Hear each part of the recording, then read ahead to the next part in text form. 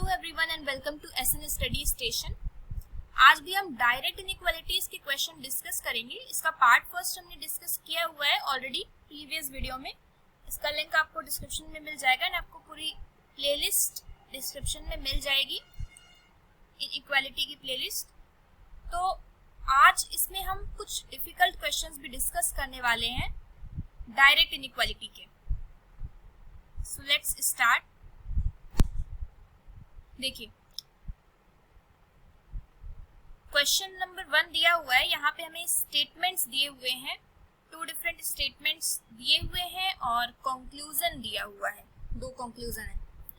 तो स्टेटमेंट्स जो है वो कुछ इस तरीके से दिए हुए हैं। अच्छा, पहले हम इन स्टेटमेंट्स को कंबाइन कर ले तो हमारे लिए बेटर हो जाएगा। देखिए NVMO यहाँ पे है और सेकेंड वाले स्टेटमेंट में MZB मतलब कि M से कंबाइन होगा।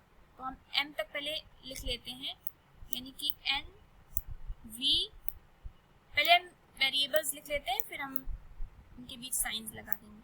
M तक आ गए। अच्छा, यहाँ पे ग्रेटर है और यहाँ पर भी ग्रेटर है ना। फिर M से हमारा सेकेंड स्टेटमेंट कंबाइन हो रहा है तो पहले हम इसे कंबाइन कर लेते हैं। M से Z जा रहा है, ग्रेटर इक्वल M से Z जा रहा है, फिर Z से भी ग्रेटर जा रहा है।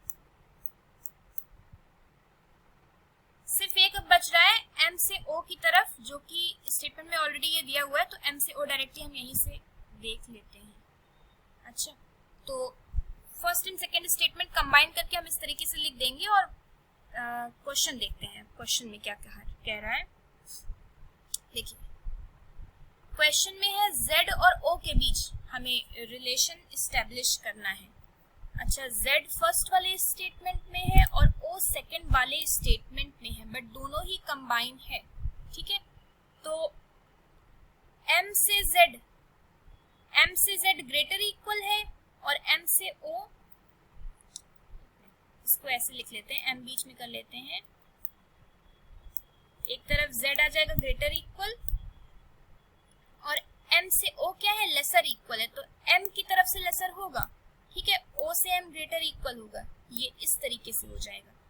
तो Z से O क्या होगा, जब हम Z से O की तरफ जाएंगे तो हमें दोनों ही सेम साइंस मिल रहे हैं, लेसर इक्वल, और यहाँ पे भी लेसर इक्वल है, तो ये फर्स्ट कंक्लूजन करेक्ट हो जाएगा।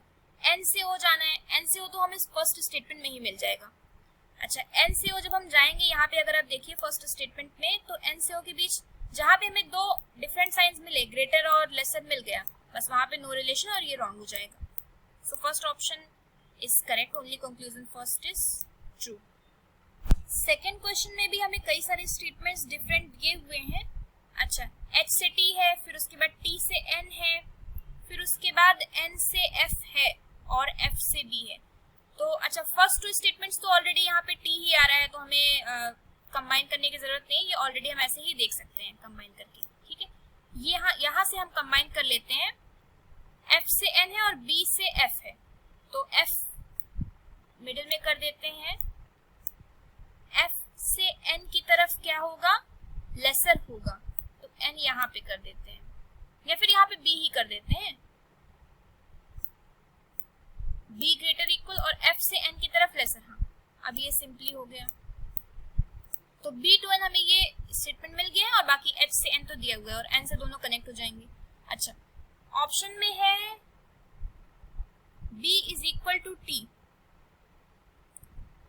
तो B से N हम जाएंगे। यहाँ पे हम कंबाइन करके सारे स्टेटमेंट्स को नहीं लिख रहे हैं, ओरली भी हम कर सकते हैं, सॉल्व कर सकते हैं। B से T हमें जाना है, तो B यहाँ वाले में है और T, इसको हम एक स्टेटमेंट मान लेते हैं H से N वाला, और B से N वाले को एक स्टेटमेंट मान लेते हैं। तो ये अगर हम देखें तो इस वाले स्टेटमेंट पे हमें B दिया हुआ है और इस वाले में N दिया हुआ है, और दोनों T दिया हुआ है और दोनों ही N से कंबाइन हो रहे हैं दोनों स्टेटमेंट। तो B से N हम देखें तो नो रिलेशन है ना, और N से T हम देखते हैं तो N से T देखेंगे तो लेसर है, बट जैसे ही हमें नो रिलेशन मिला तो B से T कोई भी रिलेशन हो वो डेफिनेट रिलेशन इनकरेक्ट हो जाएगा। अच्छा, B से H जाना है, B से N तो नो रिलेशन है और N से H हम जाएंगे तो वहां पे भी नो रिलेशन ही होगा, तो ये वाला भी डेफिनेटली कोई भी करेक्ट नहीं होगा। अच्छा, एक चीज और, आइदर और का केस हमें चेक करना होता है अगर दोनों स्टेटमेंट रॉन्ग हो रहे हैं। देखिए आइदर और चेक करने के लिए अगर दोनों ही कंक्लूजन रॉन्ग हैं और दोनों में ही सेम एलिमेंट्स हैं तब आइदर और का केस पॉसिबिलिटी होती है वहां पे, ठीक है। तो यहाँ पे दोनों कंक्लूजन रॉन्ग तो है, बट क्या दोनों एलिमेंट्स सेम है? बी तो दोनों में सेम है। टी और एच क्या सेम है? नहीं, टी और एच सेम तब होता जब T is equal to H होता, तब हम कह सकते थे कि टी और एच सेम होता, बट यहाँ पे नहीं है तो ये रॉन्ग है। तो यहाँ पे neither nor option will be correct. Third question, यहाँ पर हमें स्टेटमेंट दिए हुए हैं। अच्छा, यहाँ पर दो ही स्टेटमेंट हैं और डब्ल्यू यू फर्स्ट स्टेटमेंट में और बाकी सारे एलिमेंट सेकंड स्टेटमेंट में। हमें जाना कहाँ है? कंक्लूजन फर्स्ट में दिया हुआ है जे और वी के बीच रिलेशन है, तो जे से वी तो हमें सेकंड स्टेटमेंट में डायरेक्टली ही मिल रहा है, ठीक है। जे से वी के बीच क्या रिलेशन है? लेसर आ रहा है, लेसर इक्वल आ रहा है, तो जे से वी के बीच जे से वी जब हम जाएंगे तो लेसर बनेगा, और यहाँ पे जे से वी लेसर मिल रहा है, करेक्ट। वी और डब्ल्यू के बीच में क्या रिलेशन है? वी सेकंड स्टेटमेंट में दिया हुआ है और डब्ल्यू फर्स्ट स्टेटमेंट में, कंबाइन किससे? यू से कंबाइन है, तो पहले वी से यू देख लेते हैं, फिर यू से डब्ल्यू भी देख लेंगे। वी से हमें जाना है ना।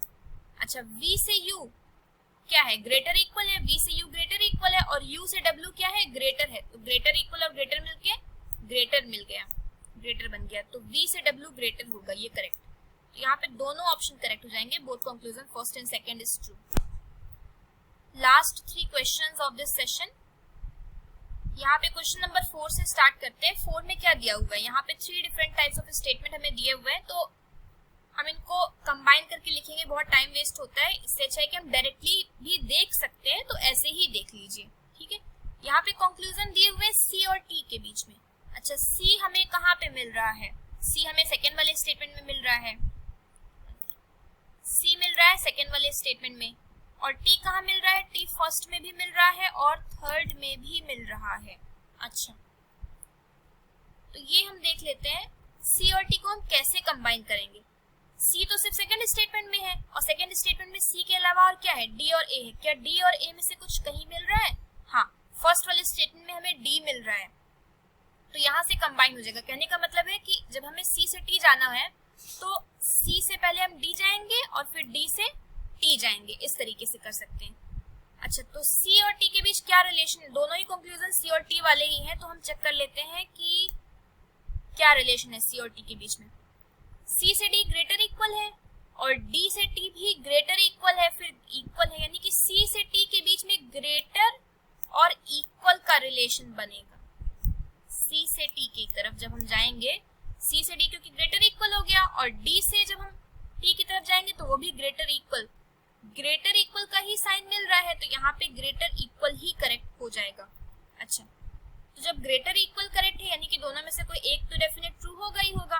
तो यहाँ पे अगर हम डेफिनेट की बात करें तो सी और टी के बीच में डेफिनेट तो नहीं है इक्वल, सी और टी के बीच में डेफिनेट ग्रेटर भी नहीं है, बट यहाँ पे दोनों कंक्लूजन गलत हो गए और दोनों में ही एलिमेंट सेम है, सी टी इसमें भी है और सी टी इसमें भी है।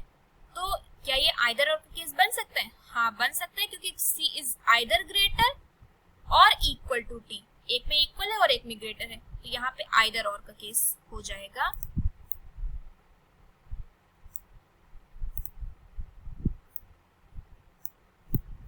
आइदर और, दोनों में से कोई एक कंक्लूजन करेक्ट हो जाएगा, ठीक है, ये वाला ऑप्शन करेक्ट हो जाएगा। 5th क्वेश्चन है, यहाँ पे भी 3 स्टेटमेंट्स दिए हुए हैं। अच्छा, तो कंक्लूजन फर्स्ट है x से l की तरफ हमें जाना है, x से l, x ये फर्स्ट वाले स्टेटमेंट पे है, l सेकंड वाले स्टेटमेंट पे। फर्स्ट और सेकंड कंबाइन किससे हो रहे हैं? g से कंबाइन हो रहा है ना, तो x से g जाएंगे पहले, फिर g से l चले जाएंगे, तो x से g ग्रेटर इक्वल है और g से l एक ग्रेटर है और एक ग्रेटर इक्वल, मतलब कि x से l ओवरऑल हमें ग्रेटर ही मिलेगा, तो फर्स्ट कंक्लूजन करेक्ट। सेकंड में है k और g, k हमें लास्ट वाले में मिल रहा है और g तो हमें फर्स्ट और सेकंड दोनों में मिल रहा है।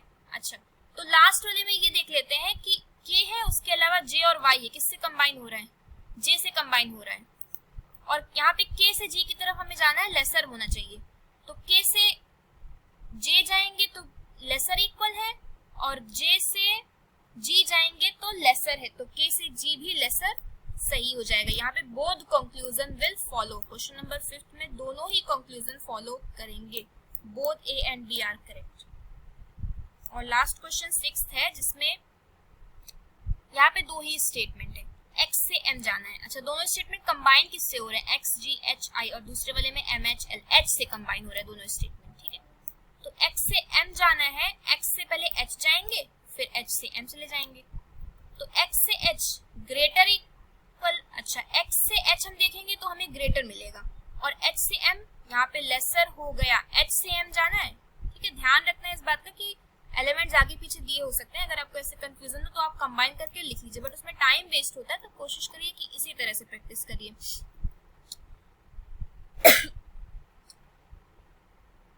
X से H जब हम जाएंगे तो ग्रेटर बन रहा है, और H से M जाएंगे, यहाँ पे क्या हो गया?